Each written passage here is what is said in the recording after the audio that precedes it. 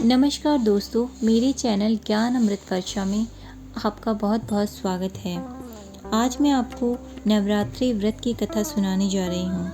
नवरात्रि के व्रत को करने से पूर्व ज़रूरी है कि इस परम कल्याणकारी उत्सव की पवित्र कथा को जाना जाए। इस पर्व से संबंधित कई कथाएं प्रचलन में हैं, जिसमें से एक कथा ऐसे आती है कि नवरात्रि में माँ दुर्गा ने महिषासुर नामक राक्षस का वध करके देवताओं को उनके कष्टों से मुक्त किया था।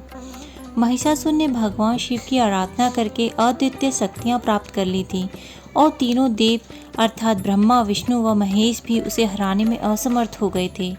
महिषासुर राक्षस के आतंक से सभी देवता भयभीत हो चुके थे। उस समय सभी देवताओं ने अपनी अपनी शक्तियों को मिलाकर दुर्गा को अवतरित किया।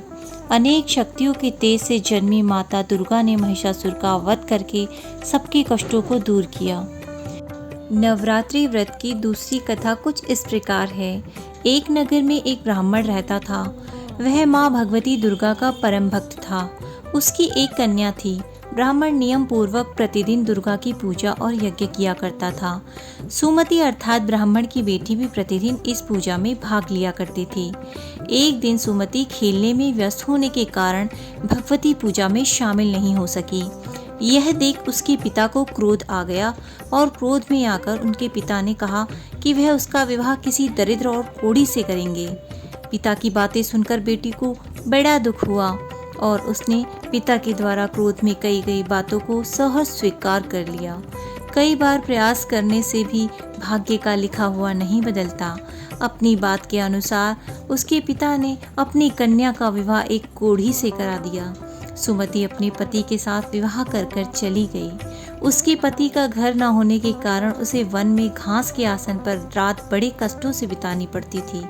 गरीब कन्या की यह दशा देखकर माता भगवती उसके द्वारा पिछले जन्म में की गई उसके पुण्य प्रभाव से प्रकट हुई और सुमति से बोली, हे कन्या, मैं तुम पर प्रसन्न हूँ। मैं तुम्हें कुछ देना चाहूँगी। मांगो, क्या मांगती हो? इस पर सुमति ने उनसे पूछा कि आप मेरी किन बात से प्रसन्न है माता? कन्या की यह बात सुनकर देवी कहने लगी, मैं तुम पर पूर्व जन्म के तुम्हारे पुण्य के प्रभाव से प्रसन्न हूँ। तुम पूर्व जन्म में भील की पतिव्रता स्त्री थी। एक दिन तुम्हारे पति भील द्वारा चोरी करने के कारण तुम दोनों को सिपाहियों ने पकड़कर जेल खाने में कैद कर दिया था। उन लोगों ने तुम्हें और तुम्हारे पति को भोजन भी नहीं दिया था।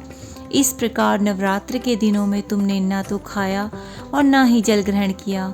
इसलिए 9 दिन तक नवरात्र व्रत का फल तुम्हें प्राप्त हुआ है।